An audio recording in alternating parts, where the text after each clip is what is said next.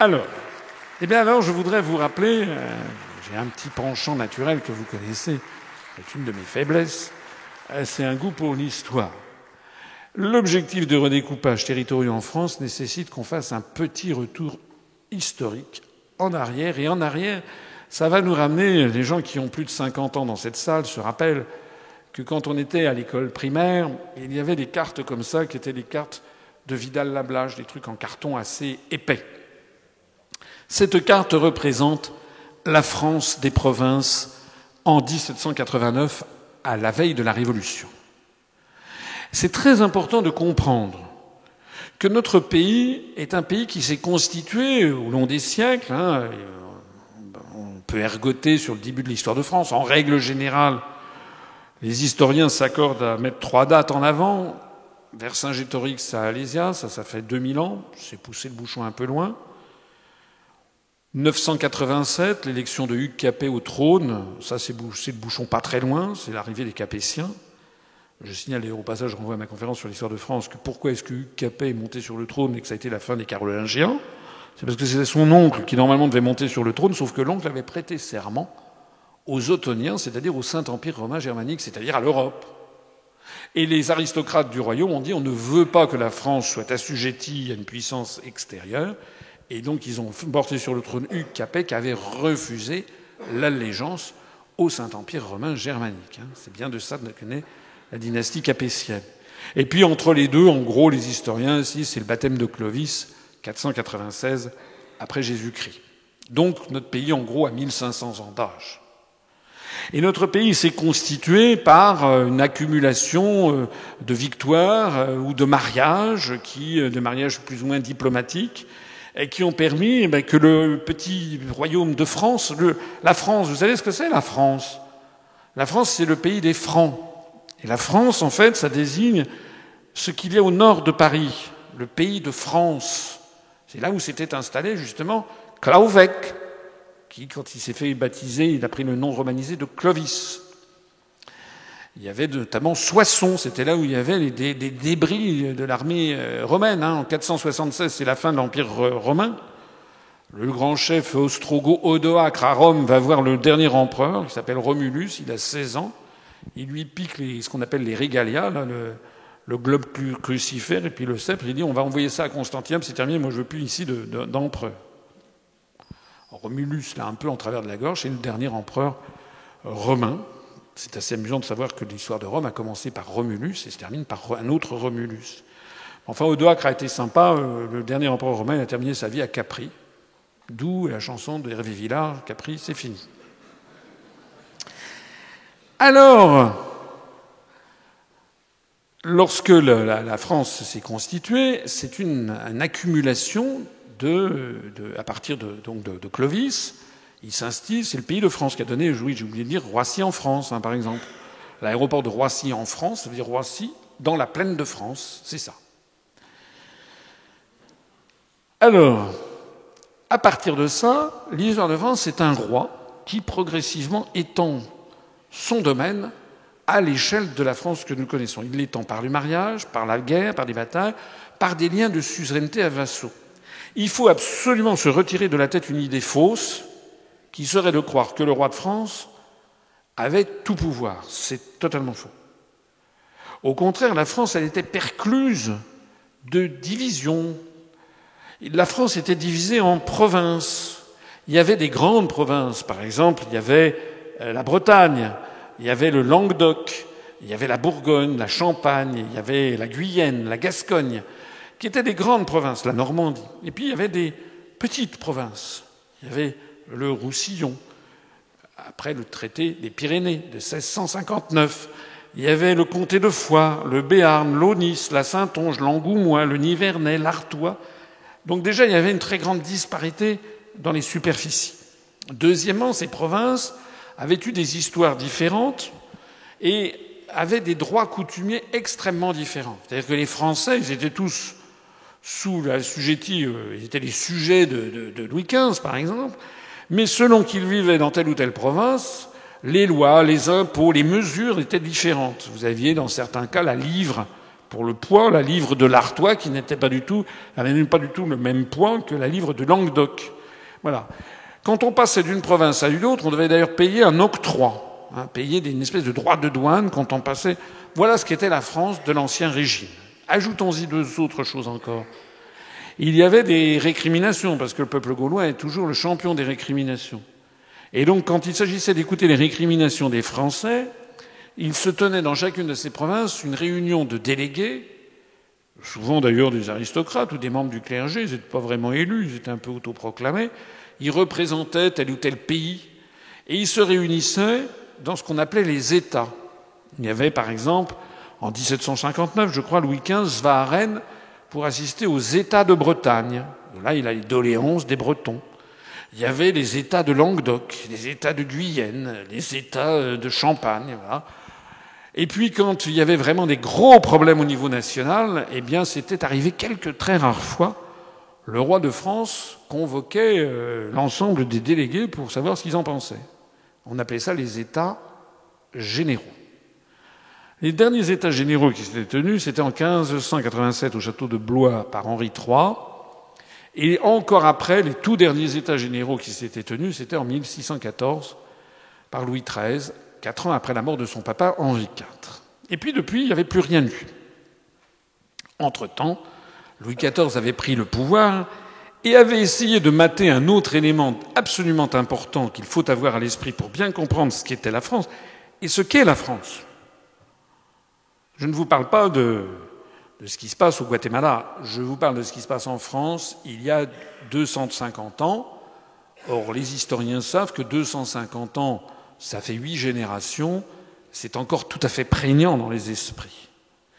Donc, il y avait un autre problème, c'est que dans toutes ces provinces, ou dans la plupart en tout cas, il y avait des parlements, qui étaient d'ailleurs peuplés d'aristocrates, et qui n'entendaient pas du tout obéir au roi nécessairement. Ça dépendait du roi. Avec Louis XIV, qui avait failli être zigouillé au moment de la Fronde, justement au moment où, quand il était tout petit, il avait 4 ans, lorsque son père, Louis XIII, meurt, enfin, quoique son père, on n'est pas sûr. Non. Enfin, Louis XIII est présumé être son père, meurt en 1642, et Richelieu aussi. Il laisse la maman, Anne d'Autriche, qui est une faible femme, c'est pas comme Marie de Médicis ou Catherine de Médicis, mais elles avaient de la branche. Anne d'Autriche est une faible femme, et puis elle a le jeune Louis XIV qui a 4 ans. Et à ce moment-là, les grands du royaume se révoltent. C'est la Fronde, et ils veulent morceler la France. Louis XIV s'enfuit, le grand Turenne est du côté du prince de Conti, il est pour les frondeurs. Et puis, bon, finalement, Turenne rejoindra l'armée royale, et finalement, c'est la monarchie qui va gagner. Louis XIV ne l'oubliera jamais. Il n'a jamais oublié que quand il était petit, il a failli être tué, et que son pays a failli être détruit. Donc lorsqu'il arrivera à la majorité, il prendra le pouvoir, il créera la monarchie absolue, et il va construire le château de Versailles pour avoir sous sa coupe tous les grands du royaume, en les faisant jouer par mimétisme et snobisme. Ils seront tous là à lui faire la cour, parce qu'il y aura tout son petit monde là. Mais Louis XIV était quelqu'un qui avait de l'autorité. C'est quelqu'un, on ne sait pas marcher sous les pieds. Louis XIV, c'est comme De Gaulle. Après De Gaulle, il y a quoi ? Après De Gaulle, il y a Flamby. Après Louis XIV, il y a Louis XV et Louis XVI. Voilà. Et donc, sous Louis XV et Louis XVI, ça redescend.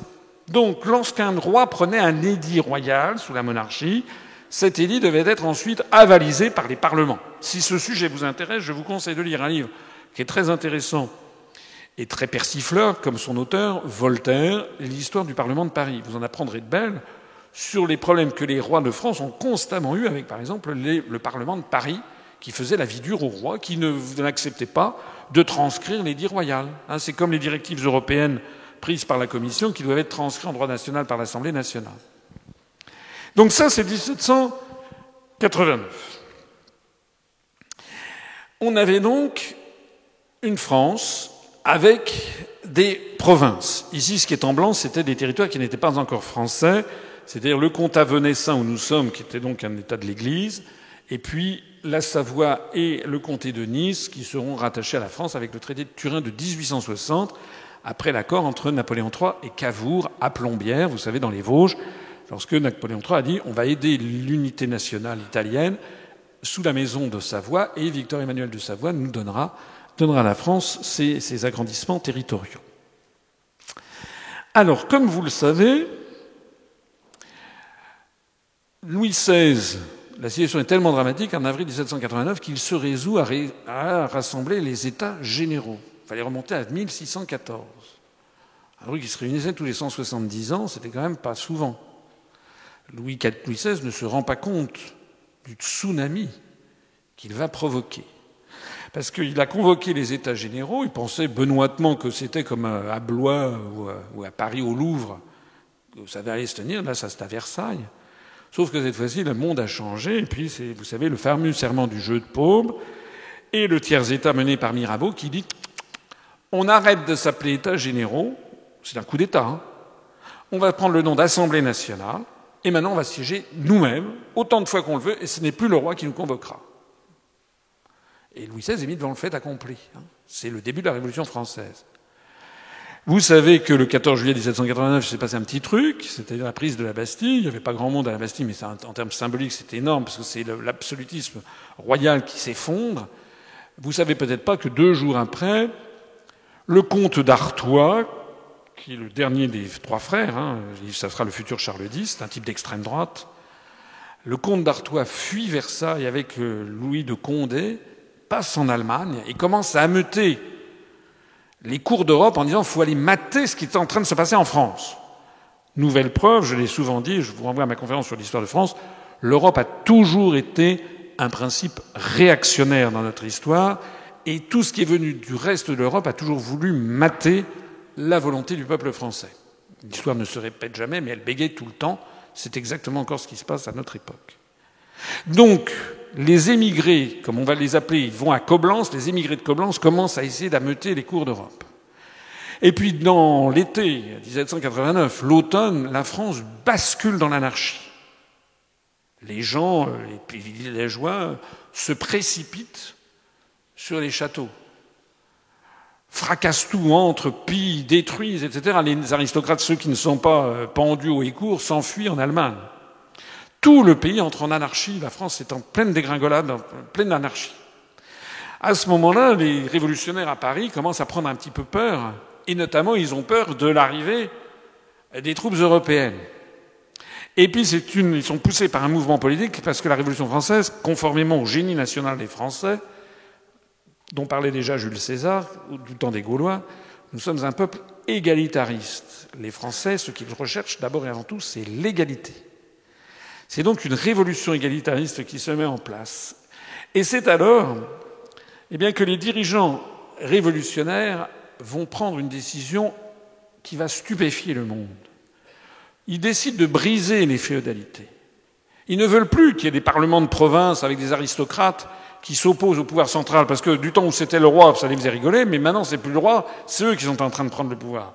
Donc ils n'ont plus du tout envie qu'il y ait des féodaux, là, des aristocrates en perruquet, qui soient dans les États de Languedoc et qui au Parlement de Languedoc ou de Bretagne ou de Paris et qui s'opposent à la volonté révolutionnaire. Deuxièmement, ils veulent garantir l'égalité des Français et des territoires. Ils en ont marre que les Français ils aient des lois différentes, des impôts différents, des droits coutumiers différents, des mesures différentes. Ils veulent que tout le monde soit égal. Et puis ils veulent également assurer la cohésion de la nation face aux menaces européennes, puisque vous avez la cour de Versailles qui est en train d'ameuter tout le monde pour venir mater les Français. Et ils veulent prendre une décision qui est absolument extraordinaire. Il n'y avait jamais eu ça dans l'histoire du monde. Les dirigeants révolutionnaires décident de supprimer d'un trait de plume toutes les provinces d'Ancien Régime. Et à la place, on va créer une structure totalement nouvelle, identique pour tout le monde à la même enseigne, un département dont la taille sera calculée pour qu'on puisse aller depuis le point le plus loin jusqu'au chef-lieu et retour en une journée avec un cheval. Vous avez, c'est une période assez extraordinaire, une période utopique, la fin de 1789, la nuit du 4 août, ça a été déjà l'abolition des privilèges, mais à l'automne 1789, ça phosphore en se disant il faut assurer l'égalité des Français, on va supprimer toutes ces provinces. Vous avez un projet, la proposition géométrique du comité Sieyès-Tourret, c'est l'abbé Sieyès qui avait rejoint le tiers-État, il propose que la France soit transformée comme ce damier, avec des carrés. Et donc chacun aura le même carré. Tous les Français seront dans la même case, auront les mêmes lois, les mêmes mesures. C'est dans la foulée d'ailleurs que sera inventé, comme vous le savez, dans les mois et les années suivantes, le système métrique. le mètre, le litre, le kilo, puisque 1 mètre c'est 1 mètre, un litre c'est 10 cm, un cube de 10 cm, 10 cm, 10 cm d'eau, le kilo c'est ce que ça pèse, et ça va être pour tout le monde. Donc on supprime toutes les mesures d'Ancien Régime. On supprime tous les octrois. Tout le monde doit être sur la loi commune. On assure l'égalité des Français. On va bientôt supprimer les ordres d'Ancien Régime, l'aristocratie notamment. Et donc on doit avoir tout le monde dans une case. Alors, ce projet, les gens disent oui c'est très bien, mais quand même, c'est un peu difficile. La France, c'est quand même pas les grandes plaines du Middle West américain. Le fait d'avoir comme je sais pas moi, le Colorado ou le Nevada, vous savez, ces États de l'Ouest américain qui sont des rectangles ou des carrés. Quand vous avez un truc qui est une plaine à perte de vue, où il n'y a pas d'hommes, où il n'y a pas eu d'occupation humaine, ça peut s'envisager. Mais là, en France, il y a quand même des cours d'eau, il y a des fleuves, il y a des affluents, il y a des montagnes, il y a des routes, il y a des affinités électives, etc. Donc, après ce premier projet, les révolutionnaires vont arrondir les angles, au propre comme au figuré. Et ils vont se dire, il faut quand même tenir compte un petit peu de la géographie physique et de la géographie humaine. Et ça va donner le 15 janvier 1790 la création des départements. La France divisée, à l'époque, en 83 départements. En d'autres termes, la France d'Ancien Régime, avec ses provinces, devient une France de nouveau régime, avec 83 départements. C'est la fin des potentats locaux. Tous les féodaux, on les emmène et on va leur couper la tête. C'est également la fin des privilèges. On assure la liberté et l'égalité entre les Français. Alors cette réforme va être perçue comme un truc délirant par les cours d'Europe. Il y a un Britannique qui s'appelle Edmund Burke qui va écrire un ouvrage sur la Révolution française. Il est très anti-révolutionnaire. Lui, il considère que c'est l'abomination de la désolation. La grande nation, le pays le plus peuplé du monde connu, la France. À part la lointaine Russie, la plus lointaine Inde et la plus lointaine encore Chine, en 1790, la France, c'est le pays le plus peuplé du monde connu, monde blanc, même alentour. Il y a 32 millions d'habitants en France, il y a 8 millions d'habitants au Royaume-Uni. Sur les côtes barbaresques, comme on dit, c'est-à-dire l'équivalent aujourd'hui du Maroc, Algérie, Tunisie, il y a 8 millions d'habitants. Il y a 8 millions d'habitants aux États-Unis d'Amérique qui sont indépendants depuis 6 ans, depuis 1784. Quant à l'Allemagne et à l'Italie, c'est pulvérisé en micro-États. L'Allemagne est pulvérisée en 350 États. Donc, ils vont dire, mais le plus grand pays du monde qui fait ça, c'est inouï. Mais ça correspond bien à notre génie national et au goût des Français pour l'égalité. De telle sorte que cette réforme, 15 janvier 1790, Louis XVI est toujours roi des Français. 14 septembre 1791, la première constitution, on supprime la souveraineté de droit divin, les Français inventent la souveraineté nationale, c'est-à-dire que Louis XVI n'est plus roi par la grâce de Dieu, il devient roi par la volonté des Français. L'origine du pouvoir n'est plus dans le ciel, c'est le peuple. C'est la grande invention de la Révolution française. Et donc, Louis XVI prend le titre de roi des Français. Je rappelle qu'au sein de l'Union européenne, il y a 8 monarchies, parmi les 28 États. Il y en a 7 qui sont de droit divin. Une seule reconnaît la souveraineté nationale, c'est la Belgique. Il n'y a pas de roi de Belgique, il y a un roi des Belges. En revanche, Élisabeth II, elle est reine d'Angleterre parce que Dieu l'a décidé. Et oui. Ça va. Willem-Alexander est roi des Pays-Bas parce que Dieu en a décidé ainsi. C'est comme ça. Comme quoi les valeurs européennes. Louis XVI, roi des Français, garde les départements. Il ne pouvait pas faire autrement. 20 septembre 1792, la bataille de Valmy. 21 septembre, proclamation de la République. La République garde les départements. La République, sous la Convention, on garde les départements. Sous la Terreur, on garde les départements. Après Thermidor, on garde les départements. Sous le Directoire, on garde les départements. Sous le Consulat, on garde les départements. Il n'y a plus de province. Napoléon Ier, lorsqu'il crée le Premier Empire, garde les départements. Il va créer le poste de préfet qui représente le pouvoir central. Sous la première Restauration en 1814, Louis XVIII garde les départements. Sous les 100 jours, Napoléon garde les départements. Deuxième Restauration, Louis XVIII, Charles X, il garde les départements. Pourtant, il voulait restituer la France d'Ancien Régime, mais il y avait un tel goût des Français pour l'égalité qu'ils ne pouvaient pas faire machine arrière. 1830, révolution contre Charles X. Monarchie de Juillet, Louis-Philippe garde les départements. 1848, révolution contre Louis-Philippe. La Deuxième République garde les départements. Coup d'État de Louis-Napoléon Bonaparte qui crée le Second Empire, il garde les départements. Effondrement du Second Empire en 1870, il garde les départements. La Troisième République garde les départements. Il n'y a plus de province, c'est fini. Alors, question que l'on doit se poser, mais qui donc a recréé les régions en France ? C'est quand même le moment de se poser cette question, puisqu'on est convoqué à des élections régionales. Eh bien, la réponse, c'est 1941. Année qui n'est pas la plus brillante de l'histoire de France. En réalité, c'est Pétain qui a décidé de recréer les provinces sous le nom de régions en 1941. Et pourquoi donc ? Pour deux choses. Première chose, pour des raisons idéologiques. Parce que c'était sous l'influence notamment de Maurras, encore vivant, de l'Action française, mouvement royaliste, par haine de la République, volonté de revenir sur les acquis révolutionnaires de 1789, volonté de revenir sur la gueuse, comme était surnommée la République. C'est l'extrême droite. Ça, c'est la première raison, mais ça n'est pas la seule. Parce que, sans doute, Pétain, s'il y avait eu que cette raison, n'aurait pas été là. La deuxième raison, c'est par soumission politique à l'étranger. C'est les Allemands, à la demande des Allemands, désireux de diviser les Français contre eux-mêmes. J'explique dans une longue conférence sur les eurorégions que c'est en 1923 qu'est créé le drapeau breton, celui qu'on trouve sur une plaque d'immatriculation, que la pauvre Anne de Bretagne, elle n'a jamais connu. Anne de Bretagne, c'était le manteau d'Hermine. C'est un type qui s'appelle Morvan Marchal, qui en 1923 a créé le drapeau breton, en prenant le manteau d'Hermine, en mettant dans un quart en haut à droite du drapeau, et en s'inspirant pour le reste du drapeau américain, avec 9 bandes noires et blanches représentant les 9 pays de Bretagne. Morvan Marchal, qui était un collabo des nazis, travaillant pour Brey-Zatao, financé par l'Allemagne hitlérienne. Morvan Marchal et les gens qui travaillaient avec lui, frappés d'indignité nationale à la Libération, le drapeau breton interdit à la Libération. Sous De Gaulle, par la volonté conjointe des gaullistes et des communistes, sous De Gaulle, le drapeau breton était absolument interdit. Il sera réautorisé simplement sous Giscard, comme par hasard.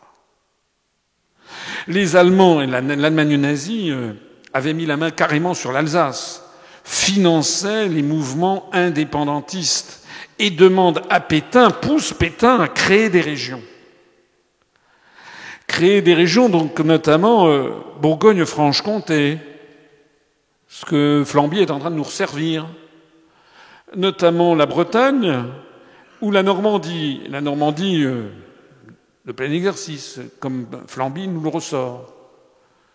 La Bretagne, c'est Pétain qui a eu l'idée de retirer la Loire-Atlantique de la Bretagne, parce que c'est vrai que, historiquement, c'est à Nantes que la duchesse de Bretagne avait son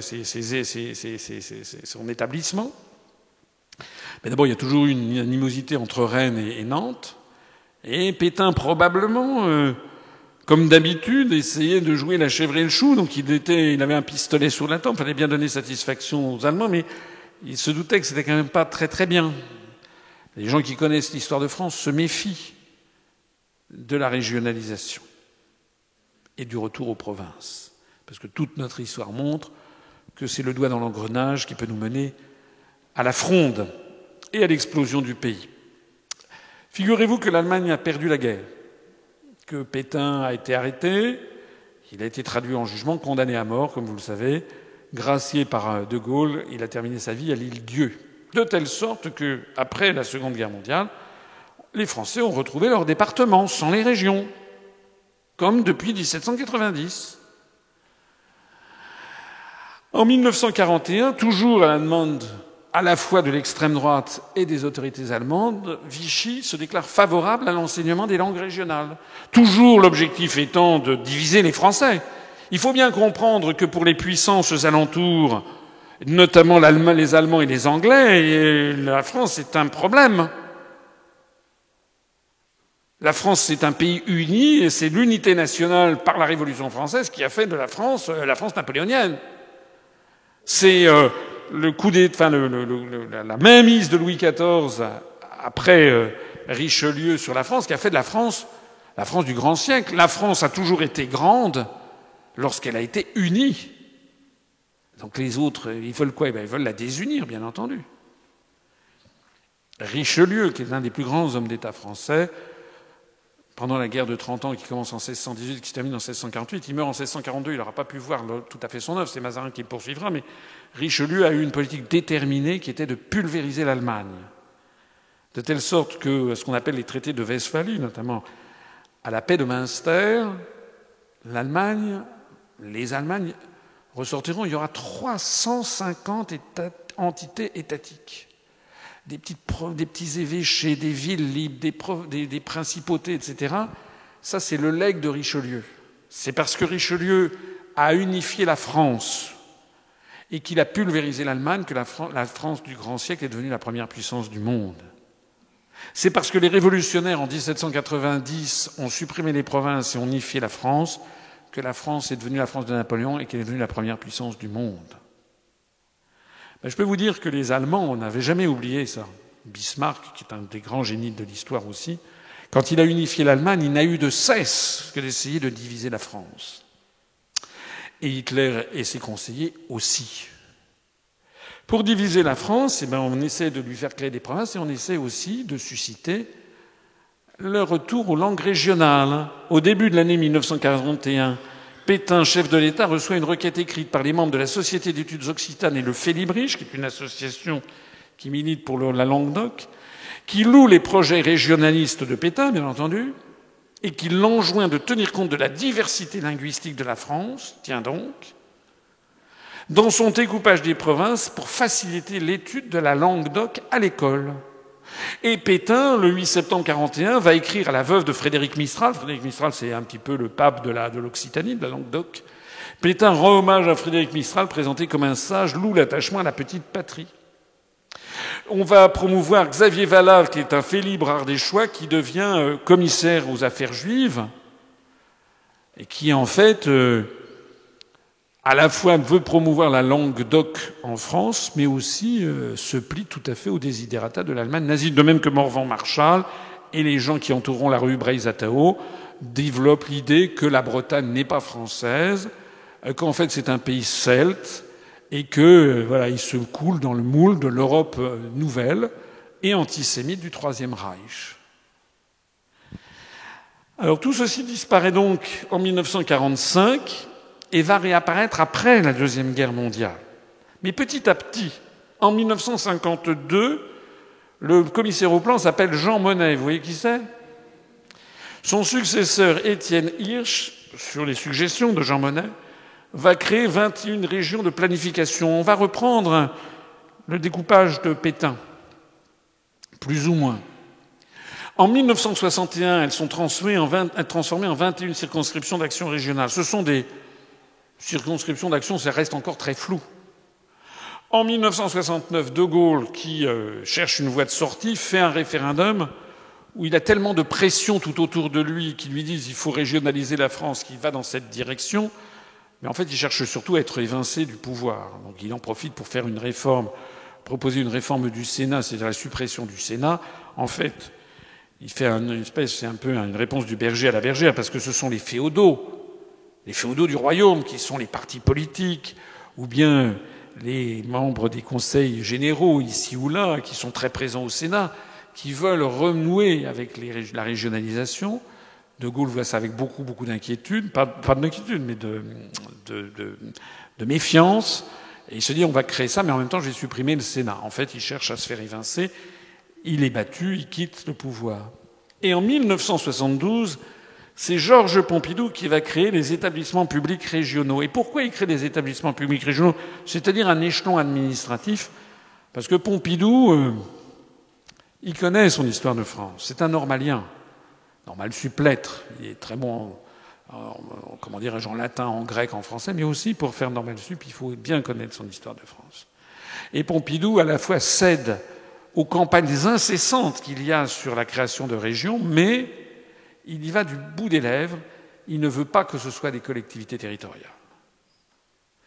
Il va donc falloir attendre Mitterrand et les lois Defferre de 1982 sur la décentralisation pour transformer la région en une collectivité territoriale de plein exercice avec des conseillers régionaux, avec un président de conseil régional.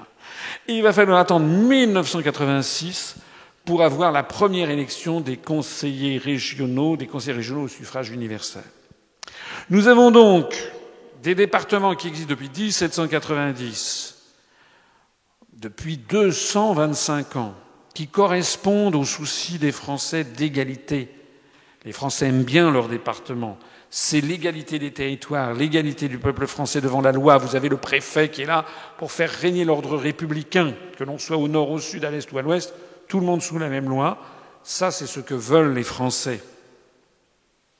Et puis vous avez, depuis moins de 30 ans, des collectivités territoriales que les Français n'ont pas du tout demandé, qui sont des régions qui ne correspondent d'ailleurs pas parfaitement aux provinces d'Ancien Régime, qui sont en plus de ça, c'est pas toujours. La Bretagne, les Normandies, ça correspond à des provinces d'Ancien Régime. Il y en a d'autres, ça correspond pas du tout. D'autres, ce sont par exemple, le Languedoc-Roussillon, Midi-Pyrénées, c'est en fait le découpage pétain. Qui leur sont d'un seul coup reproposés alors que les Français ne demandent rien. Nous touchons ici du doigt l'une des raisons fondamentales pour lesquelles, quand vous parlez dans la rue aux Français des élections régionales, les gens s'en fichent. Ça ne les concerne pas. C'est un truc qu'on leur a imposé. Mais le pire, c'est qu'on va beaucoup plus loin. C'est que d'année en année, nous avons des dirigeants qui donnent de plus en plus de pouvoir à ces régions. Les Français ne savent pas du tout. Quand les Français, quand on leur parle par exemple d'éducation, transport, etc., les Français pensent que c'est l'État.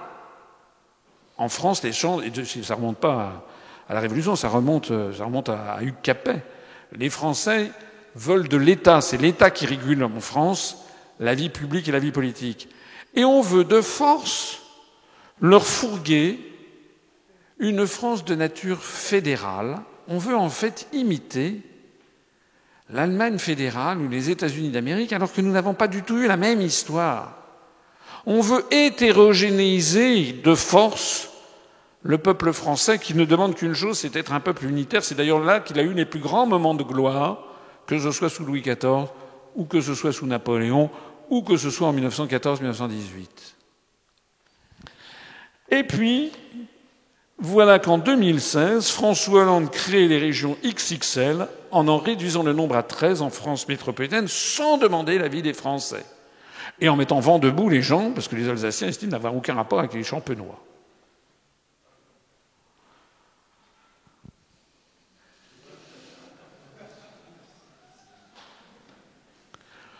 Pourquoi François Hollande fait-il cela ? Vous croyez qu'on va supprimer des régions, on va fusionner des régions pour faire des économies ?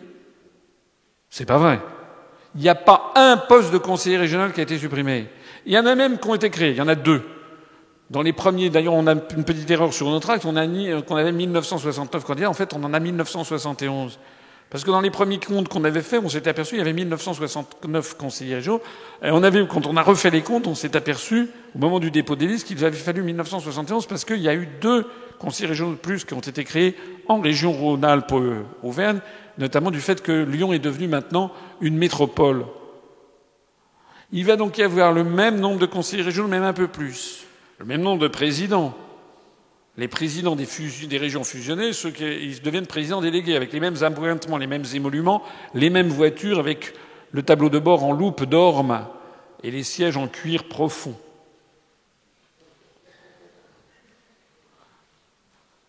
On dit que c'est la modernité, mais ça veut dire quoi, la modernité ?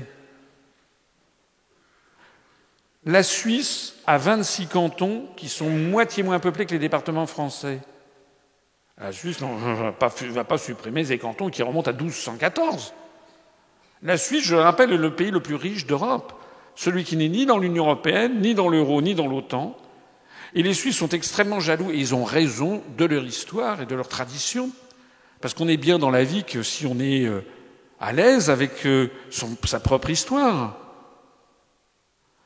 Je rappelle qu'au Royaume-Uni, il y a 67 counties qui remontent à Guillaume le Conquérant, début du XIIe siècle, enfin, fin du XIIe siècle, 1166, la conquête de l'Angleterre par Guillaume le Conquérant. Donc nous, on nous dit qu'il faut supprimer les départements. Tiens donc. Et pourquoi donc? En fait, il semble que M. Hollande soit aussi libre de ses mouvements et de ses décisions que l'était Pétain. Alors, c'est pas tout. C'est que de même que M. Hollande charcute les régions, eh bien, M. Hollande, comme Pétain à la demande de l'Allemagne, veut relancer le développement des langues régionales. Pas moi qui l'invente, hein. C'était il y a quelques semaines, charte des langues régionales, Hollande veut relancer la bataille. Hollande relance la ratification de la charte des langues régionales et minoritaires. Alors ça aussi, c'est un point fondamental qui m'amène, je suis désolé d'être un petit peu long, mais c'est absolument essentiel ce qui est en train de se passer. François Hollande avait annoncé pendant la campagne présidentielle qu'il ferait ratifier cette charte. Je ferai ratifier la charte européenne des langues régionales et minoritaires. C'était sa promesse numéro 56. Bon. Il y avait provisoirement renoncé après son élection. Mais il a relancé cette question pour les élections régionales de décembre 2015. Il l'a fait au mois d'octobre. Son projet de ratification a été cependant bloqué par le Sénat le 27 octobre dernier, 27 octobre 2015, mais avec une opposition de droite qui a simplement évoqué une question préalable en disant qu'ils sont favorables au développement des langues régionales, mais que la charte ne leur plaît pas beaucoup. En d'autres termes, on ne sait pas jusqu'à quand cette opposition à la ratification de la charte va tenir. Ce qui m'amène à vous parler de ce dont personne ne souhaite vous parler et qui est pourtant très important, c'est le risque de fragmentation de la République. Au moment où d'ailleurs où François Hollande lançait ça, il y a eu, comme par hasard, des manifestations spontanées. Par exemple, en Alsace, il y avait les partisans du développement de la langue alsacienne qui ont manifesté avec ici « Unser Sprach, unser Recht », un statut officiel pour notre langue. Unser Recht, c'est de l'allemand. Enfin, c'est Unser Recht, c'est notre droit. Mais Unser Sprach, ça, c'est pas de l'allemand, c'est de l'alsacien. Ces manifestants alsaciens qui, comme vous le voyez, se sont mobilisés à Colmar et ont manifesté devant une statue typiquement alsacienne, d'ailleurs. Mais au même moment, vous avez eu le Journalet. C'est un journal maintenant qui essaie de se développer en occitan, dans le sud de la France. Ça m'amène à vous dire un petit peu, ça c'est vraiment ce qui distingue l'UPR de tous les autres partis politiques où on vous prend pour des jambons. Nous, on n'est pas des jambons, on est des braves gens. On est des bonnes gens. La France et la charte des langues régionales et minoritaires. La France, en Lionel Jospin, a signé cette charte qui est une émanation du Conseil de l'Europe le 7 mai 1999. Quand on signe cette charte, ensuite, il faut la ratifier. C'est comme tous les traités. Vous avez la première phase, on signe. Deuxième phase, on ratifie. La Constitution européenne. Chirac et Villepin avaient signé la Constitution européenne. Ensuite, ils l'ont fait ratifier. Ça peut être ratifié en France de deux façons, soit par le Parlement, soit par le peuple, par référendum. Chirac a voulu faire par référendum en 2005. C'est le nom qui l'a emporté. Quand on a signé la charte, il faut ensuite réunir une commission qui donne la liste des langues qu'il faut protéger, développer, enseigner, diffuser. Au nom de la prétendue lutte pour la diversité des langues, etc. Il paraît-il que ça serait très très très très mal de voir disparaître le poitevin saintongeais. C'est une des langues. Donc la commission Jospin, c'est ce qu'on a fait en Espagne. Hein. L'Espagne, elle a signé la charte. Après, elle a réuni une commission. La commission en Espagne, elle a dressé la liste, à part le castillano et l'espagnol, de 8 langues qu'il fallait développer, protéger, enseigner, diffuser. L'arabe, pour les enclaves de Ceuta et de Melilla, l'aranais pour le Val d'Aran, le galicien, l'asturien, le basque, le valencien, etc., et aussi le catalan. Depuis 15 ans, l'Espagne ensuite doit développer, promouvoir l'enseignement de ces langues, avec le brillant résultat que l'on voit, que vous connaissez peut-être, sur la situation de la Catalogne. Je rappelle que la Catalogne, les dirigeants catalans veulent proclamer leur indépendance, qu'il y a eu un référendum illégal qui s'est tenu l'année dernière, qu'il y a un mois, le président de la Généralité de Catalogne, Artur Mas, a été convoqué à la police, qu'il a été inculpé de détournement de fonds publics pour avoir organisé un référendum illégal et aussi de sédition. Et quand il est sorti du commissariat de police où il avait été retenu pendant 3 heures, il a été porté en triomphe par 3000 personnes. Et il a dit, avec son collègue Oriol Junqueras de la gauche catalane, que cela ne l'empêcherait pas de déclarer l'indépendance de la Catalogne. L'armée a indiqué au gouvernement madrilène que si la Catalogne déclarait son indépendance, ils intervenaient militairement.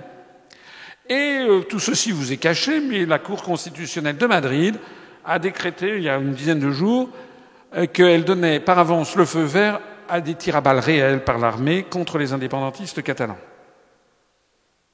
C'est merveilleux tout ça, n'est-ce pas? Il y a 15 ans, quand on parlait de la charte régionale et minoritaire, quand certains en Espagne disaient « mais c'est le risque d'explosion du pays », les gens rigolaient. « Oh, c'est que vous allez chercher ça ». Aujourd'hui, les gens rigolent en France. Alors, la France n'a pas ratifié cette charte à l'époque, parce qu'il y a eu la commission Jospin qui s'est réunie, qui a donné la liste. Je vais vous en parler de la liste. Mais la charte, la France n'a pas ratifié cette charte, parce qu'à l'époque, Chirac, qui était président de la République, a saisi le Conseil constitutionnel, et par une décision de juin 1999, le Conseil constitutionnel a jugé que la charte des langues régionales et minoritaires est contraire à l'article 2 de la Constitution française qui pose que la langue de la République est le français, mais qu'elle porte atteinte, c'est entre guillemets, c'est une citation de l'arrêt du Conseil constitutionnel, qu'elle porte atteinte au principe constitutionnel d'indivisibilité de la République, d'égalité devant la loi et d'unicité du peuple français. Alors c'est comme quand vous avez un cours de yoga, on s'arrête tout, on respire avec le ventre et on relit. Non, parce qu'attendez, quand vous avez quand le Conseil constitutionnel sanctionne une loi budgétaire, c'est parce qu'il y a eu un cavalier budgétaire, un petit truc, en général c'est un peu des queues de cerise. Mais là, c'est pas des queues de cerise. Le Conseil constitutionnel, en juin, la plus haute autorité judiciaire française, a sanctionné cette charte en disant qu'elle ne pouvait pas être ratifiée parce qu'elle porte atteinte à l'indivisibilité de la République et à l'unicité du peuple français. Il n'y a pas plus grave.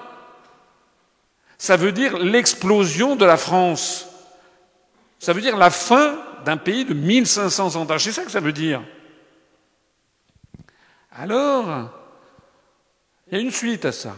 C'est que votre ami Nicolas Sarkozy a fait modifier dans votre dos, dans le mien aussi, la Constitution pour que cette inconstitutionnalité disparaisse. La loi constitutionnelle dite de modernisation des institutions de la Ve République, c'est-à-dire en fait de destruction. Quand on dit toilettage, ça veut dire destruction, modernisation. La modernisation du droit du travail, ça veut dire la destruction du droit du travail.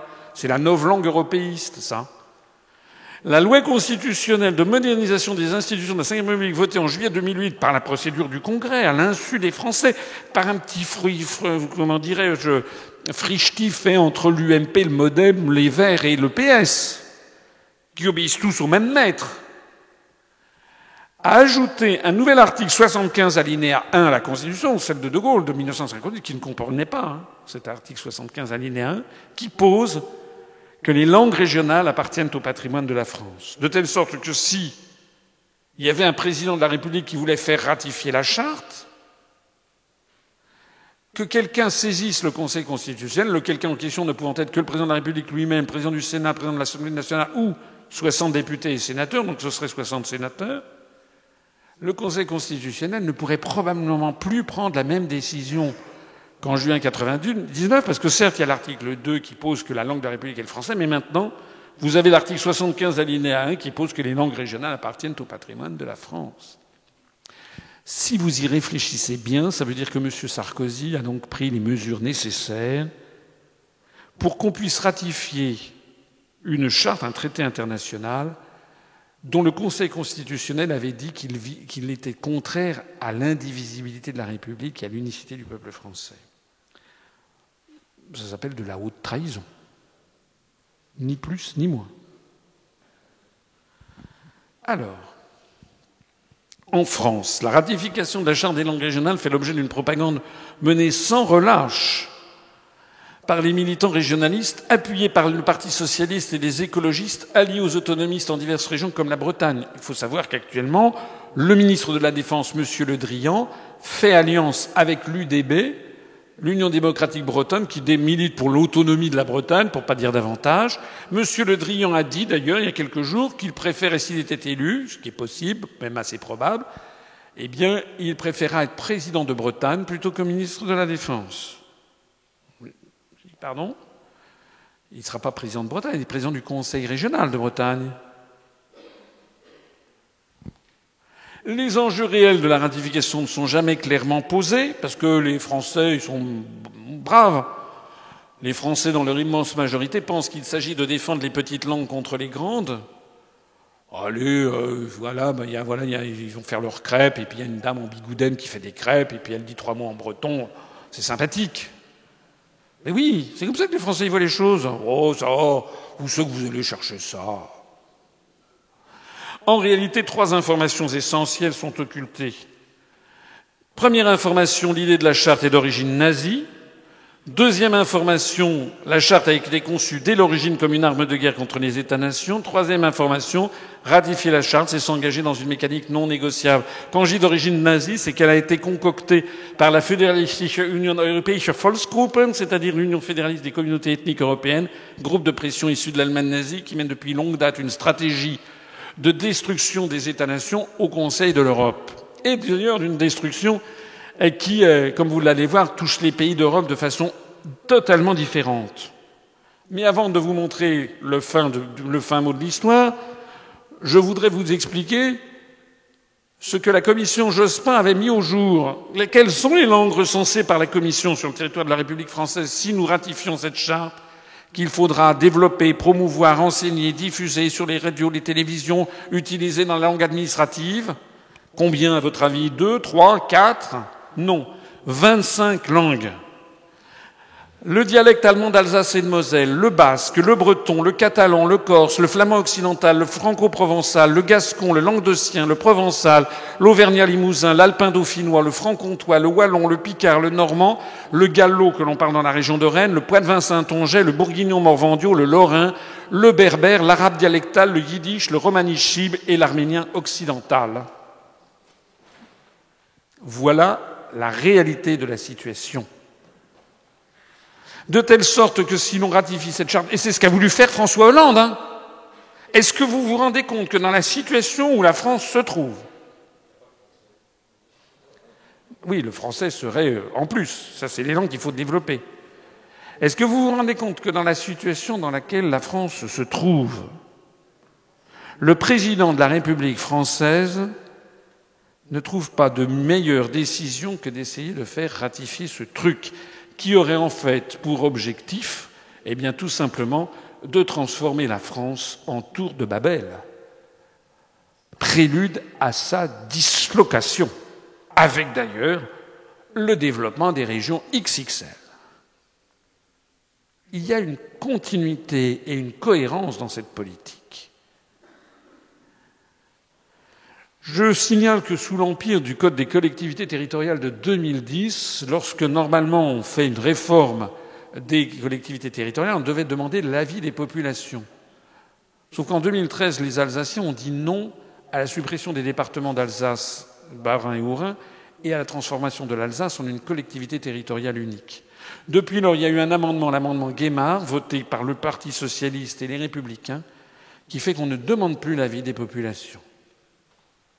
Alors j'ajoute que pour l'outre-mer, ça c'est pour précision, en outre-mer, c'est 53 langues supplémentaires qu'il faudrait développer et promouvoir, notamment le martiniquais, le guadeloupéen, le guyanais, le réunionnais, les créoles bushindengue à base lexicale anglo-portugaise de Guyane que sont le saramaka, la luku, le njunka, le paramaka, les langues amérindiennes de Guyane, le galibi, le guayana, le palicourt, l'arawak proprement dit, ou, comme le disait Eric tout à l'heure, ça s'appelle également le lokono, le wayampi, les murillons et le mong, etc. Bon, voilà, vous voyez un petit peu le problème.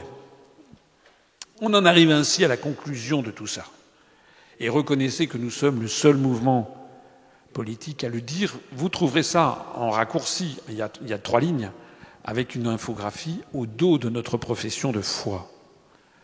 L'objectif final des redécoupages territoriaux en France au XXIe siècle, c'est quoi ? D'abord, c'est avoir des régions de l'Union européenne de la même taille que les États des États-Unis d'Amérique. Et aucune raison pour lesquelles il faut fusionner les régions. Aucune. Si ce n'est que de mauvaises raisons. En réalité, la Haute et la Basse Normandie, avec 29 900 km², c'est la taille du Massachusetts, 27 336 km². Le Nord-Pas-de-Calais-Picardie, avec 31 813 km², c'est la taille du Maryland, 32 133 km². L'Alsace-Lorraine-Champagne-Ardenne, avec 57 433 km², c'est 90% de la taille de la Virginie occidentale, 62 755 km². L'Auvergne-Rhône-Alpes, avec 69 711 km², c'est 110% de la taille de la Virginie occidentale. Le Languedoc-Roussillon, Midi-Pyrénées, 72 724 km², c'est en gros 12% de moins que la taille de la Caroline du Sud. L'Aquitaine, Poitou, la Charente-Limousin, 84 000 km², c'est à la taille de la Caroline du Sud. L'idée, c'est d'avoir la même granulométrie administrative, que les régions de France aient la même taille que les États de l'Est américain ou que les grands lenders allemands, lenders d'ailleurs qui ont été imposés par les États-Unis en 1949 à l'Allemagne. Divide and conquer. Diviser pour régner.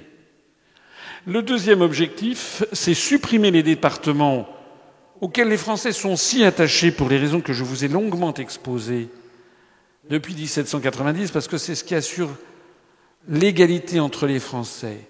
On est en train de supprimer les départements et de regrouper de force les communes par paquet de 18 ou de 20. Pourquoi ?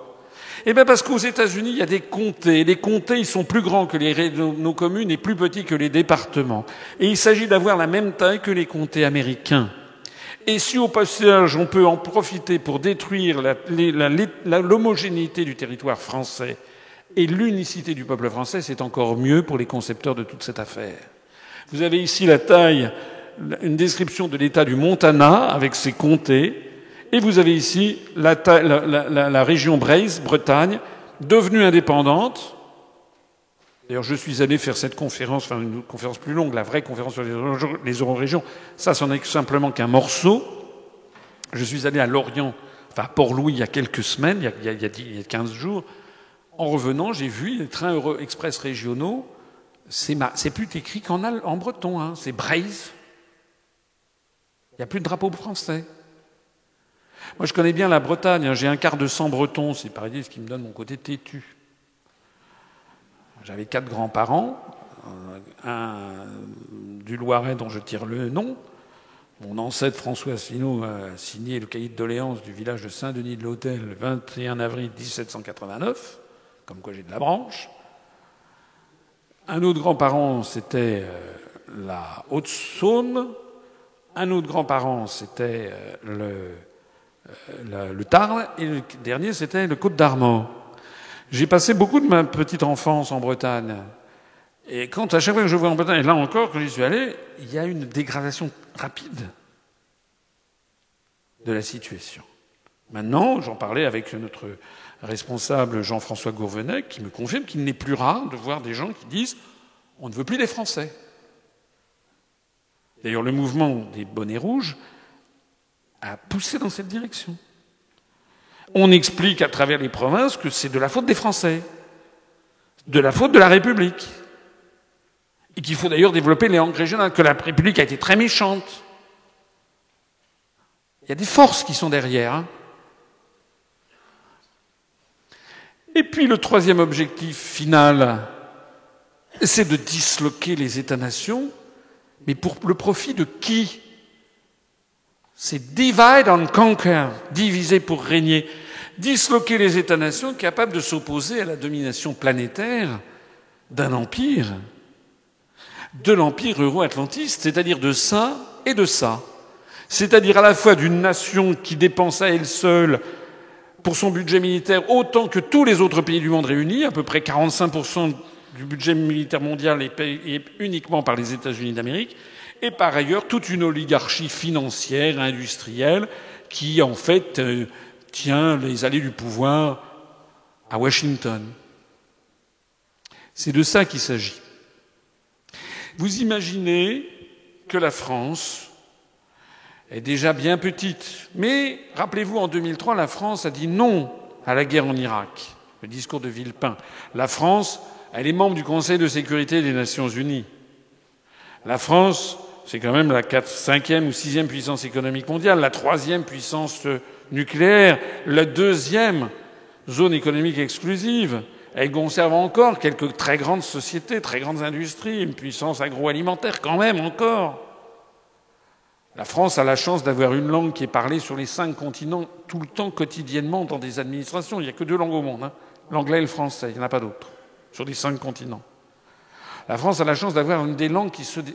Je suis désolé de vous le dire, parce qu'on vous fait croire le contraire. La France a la chance d'avoir une des langues qui se développe le plus au monde. On vous fait croire que la langue française, c'est terminé. C'est le contraire qui est vrai. Allez, regardez les statistiques de l'Organisation internationale de la francophonie. Il y avait 170 millions de francophones en 2000. On est passé à 240 millions en 2015. Et au rythme où ça va, la France, le français, qui est la 7e langue la plus parlée au monde, sera en 2050 la 3e langue la plus parlée au monde. Et pourquoi ça? Parce que c'est une langue qui, à l'époque, si les perspectives se poursuivent, sera à 90% une langue africaine. Parce que dans les pays d'Afrique francophone qui ont gardé une très forte natalité, qui se développent, de plus en plus de jeunes basculent à la langue française, quittent ou utilisent moins les langues traditionnelles, les langues tribales. Et pourquoi? Pour avoir accès à l'administration, au monde des affaires, à Internet. Sur Google, sur Facebook, sur eBay, le français se classe 3e ou 4e langue mondiale. On veut faire croire aux Français que la langue française est en disparition. Mais raisonnez un instant. Imaginez que la France vole en éclats et que l'on est comme la Catalogne qui veut son indépendance dans le cadre de l'Europe. C'est ce qu'a dit Jean-Guy Talamoni, hein, avocat du FLNC. Il avait dit ça il y a une quinzaine d'années. Il a dit « Je verrai de mon vivant une Corse indépendante dans le cadre de l'Union européenne ». Soit dit en passant, c'est comme Madame Le Pen, hein, qui veut une France souveraine, mais elle restera dans l'Union européenne. Ça n'a pas de sens. Ça n'existe pas. D'ailleurs, je crois savoir que le Front National est plutôt favorable à la charte des langues régionales et minoritaires, mine de rien. En réalité, imaginez ce que serait la Corse, la Bretagne ou l'Alsace, à la taille. Que nous n'ayons plus le poste de siège permanent au Conseil de sécurité qui aurait été donné à l'Union européenne. Qu'il n'y ait plus la solidarité nationale. Et en ces temps d'attentats terribles, qu'est-ce qui s'est passé lors des attentats? Flamby, il n'a pas demandé de sortir les drapeaux européens. Hein.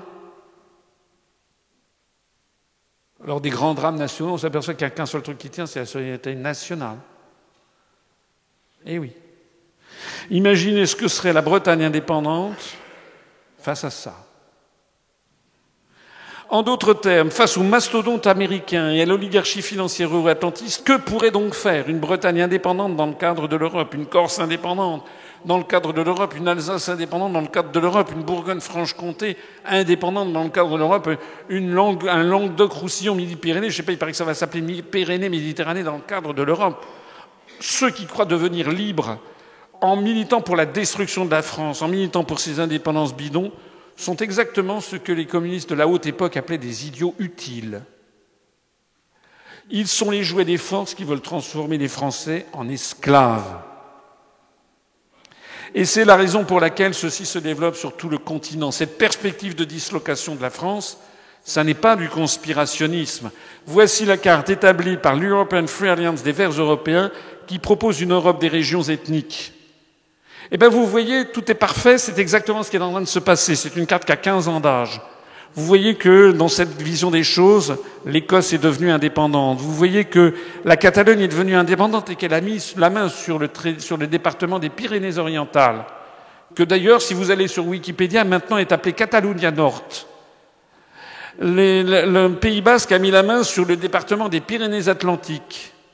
La Bretagne est devenue indépendante avec le rattachement du département de la Loire-Atlantique. L'Alsace est devenue séparée de la France. La Savoie également, la Corse bien entendu. Et puis l'Occitanie a été séparée du pays de Languedoil. Vous voyez que les Balkans ont été pulvérisés. C'est une carte qui a 15 ans d'âge, qui prévoyait déjà l'indépendance du Kosovo et qui met en pointillé l'indépendance de la Voïvodine au nord de la Serbie, qui est actuellement en cours de discussion et que les États-Unis sont en train de promouvoir. Le nord de l'Italie, idem. Ce qui fascine, ah oui, j'ai oublié, la Galice est également indépendante, l'Andalousie aussi. La seule chose qui est le plus fascinant dans ce tableau, ah oui, il y a quand même la Flandre est devenue indépendante, bien entendu, et la Wallonie est rattachée à la France, mais à ce qui reste de ce pays appelé France. La chose la plus fascinante, c'est ce qui arrive à l'Allemagne. Parce que l'Allemagne, non seulement n'est pas divisée, mais ça croît. Ben oui, il n'y a pas de langues régionales et minoritaires. C'est comme ça.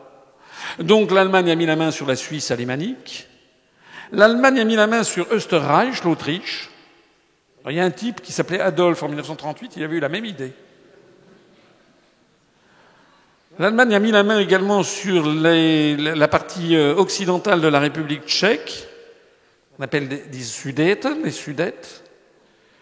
Il y a un type qui s'appelait Adolphe, il avait eu la même idée à l'automne 38. Ça avait d'ailleurs provoqué une petite conférence qu'on appelait la conférence de Munich. Et puis l'Allemagne a mis la main aussi sur cette partie de la Pologne qui s'appelle Schlesien en allemand, la Silésie. Il y a un type qui s'appelait Adolphe, il a eu la même idée en 1940. Ça a d'ailleurs provoqué la Deuxième Guerre mondiale. Comme quoi les verts allemands sont peut-être verts de gris. Comme quoi, en attendant, il y a derrière tout ça des véritables stratégies.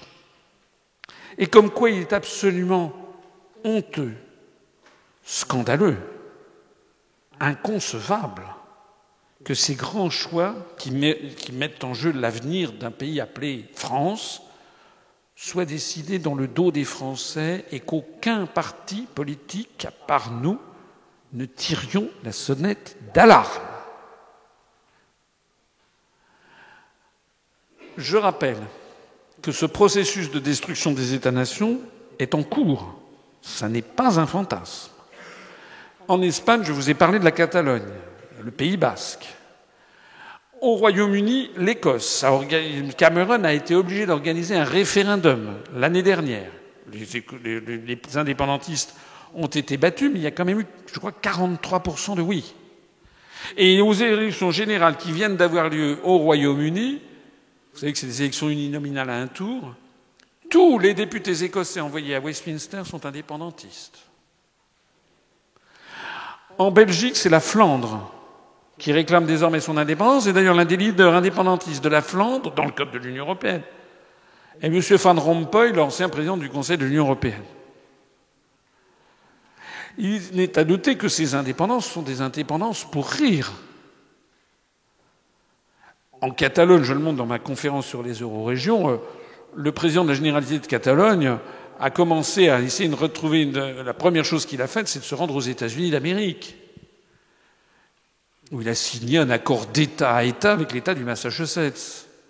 Je rappelle qu'en Écosse, Alex Salmond, le type qui est à la tête des indépendantistes écossais, a dit que si l'Écosse devenait indépendante, les deux premières décisions qu'il prendrait, c'est premièrement, il demanderait sa réadmission dans l'Union européenne, parce que à partir du moment où une province deviendrait indépendante, elle sort de l'Union européenne, il n'y a pas d'article 50, mais il demanderait sa réadhésion. La réadhésion, elle est immédiate, puisqu'il y a tout l'acquis communautaire. Le seul problème, c'est de savoir est-ce que, par exemple, le gouvernement de Londres mettrait son veto. On imagine qu'il n'y trouverait pas forcément un grand intérêt à mettre le veto, et puis de toute façon, il y aura l'oncle Sam qui sera là derrière en disant non. Donc il ne s'agit pas... Et oui, la deuxième décision qu'Alex Salmond a dit, c'est qu'il y a première chose, il demanderait sa réadhésion à l'Union européenne. Deuxième chose, il installerait en Écosse une grande base militaire de l'OTAN. Voilà le type d'indépendance qui est ainsi proclamé. L'UPR est le seul mouvement politique français qui alerte nos concitoyens sur le sujet le plus grave de ces élections régionales. Parce que si on n'en parle pas au moment des élections régionales, on en parle quand ? Puisque depuis l'amendement Guémard, on ne consulte plus les populations. On ne va pas en parler au moment des élections municipales, ni aux élections départementales qui ont d'ailleurs eu lieu l'année dernière, enfin cette année au mois de mars. Et puis les élections présidentielles qui sont en 2017, on n'en parlera pas non plus. On n'en parle jamais. C'est bien le moment. Et notez bien que toute la scène politique française garde le silence, y compris le Front National. J'allais dire surtout le Front National, ne dit pas un mot de ça. Si nous ne réagissons pas collectivement, et je pèse mes mots, vous rappellerez ce que je vous dis, je me prête en général le fait de savoir ce que je dis et d'avoir de la prémonition, nous serons avant 10 ans, peut-être même avant 5 ans, avant 10 ans, on sera dans la même situation que l'Espagne et nous allons laisser détruire la France et ses 1500 ans d'histoire. C'est ça la réalité de la situation.